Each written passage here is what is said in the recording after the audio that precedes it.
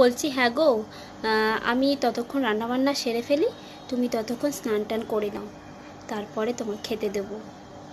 যাও তাড়াতাড়ি স্নানটা করে নাও, আর দেরি করো না। ঠিক আছে গিন্নি, যাচ্ছি, স্নানটা করে আসি। প্রচণ্ড গরম লাগছে গো গিন্নি, আর পারছি না।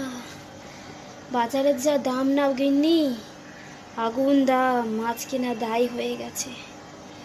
যা কিনে নিয়ে এসেছি তাই দিয়ে রান্না তাড়াতাড়ি সেরে ফেলো, প্রচণ্ড খিদে পেয়েছে। আর পারছি না গিন্নি, আমি স্নানটা করতে গেলাম, তুমি তাড়াতাড়ি রান্নাটা করে ফেলো।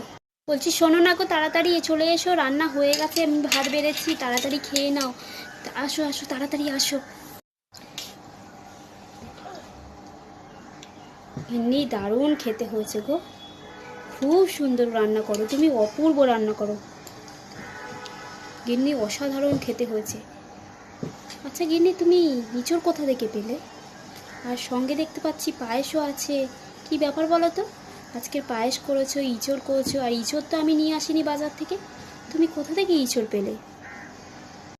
আসলে আসলে তুমি তো ভুলেই গেছো গো, আজকের যে ছেলেটার জন্মদিন, আজকে যে খোকার জন্মদিন, খোকা যদি বাড়ি থাকতো, ও কতই না ভালোবাসতো ইঁচড়ের তরকারি খেতে, পায়েস খেতে ভালোবাসে, তুমি তো ভুলেই গেছো গো।